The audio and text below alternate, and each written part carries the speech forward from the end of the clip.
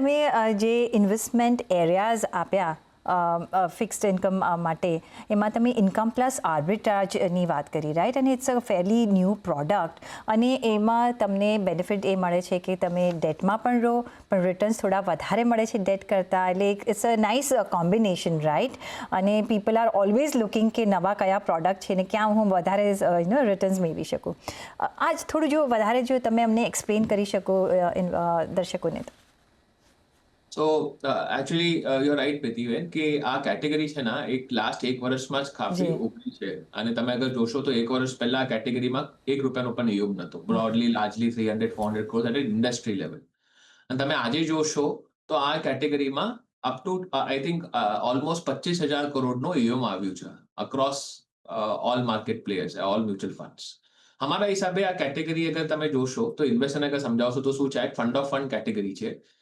સેબીએ classification આપ્યું છે કે તમારે એક કેટેગરી હોય જે ઇક્વિટી ફંડ્સ હોય, જેમાં લાર્જલી આપણે ઇક્વિટી ટેક્સેશન ચાલે 12 મહિના પછી 12.5%. અને એમાં ઓરિએન્ટેશન ઇક્વિટી હોય છે, એટલે આપણે more than 65% at all point of time equity underlying instruments equity હોય. બીજું જે કેટેગરી છે એ છે ડેટ કેટેગરી હોય છે, જેમાં 2023ના પહેલા આપણે long term, short term gains એ બધા મળતા હતા. લોંગ ટર્મ ઇન્ડેક્સેશન બેનિફિટ મળતું હતું ને પછીના ટેક્સેશન રેટ અલગ હતા. 2023 પછી કોઈ પણ ડેટ ફંડ ઉપાડી લો તો એનું જે ટેક્સેશન છે એ માર્જિનલ ટેક્સેશન રેટ છે. એટલે જે બી ઇન્ડિવિજ્યુઅલનો રેટ, ટેક્સેશન રેટ હોય, એનો સ્લેબ રેટ હોય, એના હિસાબે એને ટેક્સ લાગશે. એમાં એક જ કન્ડિશન છે કે 65% ઉપર ડેટ ઇન્વેસ્ટમેન્ટ હંમેશા રહે છે. ત્રીજી કેટેગરી છે એક non specified mutual fund category કરીને છે, જેમાં આપણે અગર લેસ દેન 65% ડેટ રાખીએ અને 35% આર્બિટ્રાજ રાખીએ કે 35% બીજી કોઈ એસેટ ક્લાસ રાખીએ, તો એનામાં અગર આપણે બે વર્ષ હોલ્ડ કરીએ ઇન્વેસ્ટમેન્ટ, તો એનું જે ટેક્સેશન છે એ 12.5% છે. એટલે કેટેગરી મ્યુચ્યુઅલ ફંડે શું કર્યું લાસ્ટ યર, એક કેટેગરી કાઢી ફંડ ઓફ ફંડમાં, જેમાં 65% આપણે ઇન્વેસ્ટ કરીશું ડેટ ફંડ્સમાં, 35% ઇન્વેસ્ટ કરીશું આર્બિટ્રાજ ફંડ.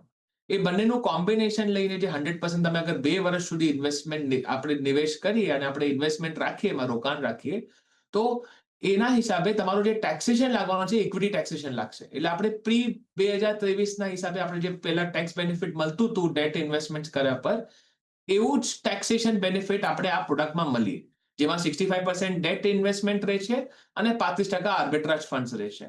તો એનું કોમ્બિનેશન આઈ થિંક ઇન્ક્રિમેન્ટલી ઇન્વેસ્ટર્સ માટે ખાસું સારું છે, બીકોઝ આ કેટેગરી મીડિયમ ટર્મ ઇન્વેસ્ટર માટે ટેક્સ એફિશિયન્ટ સોલ્યુશન કહીને આપણે બહુ સારું રહેશે.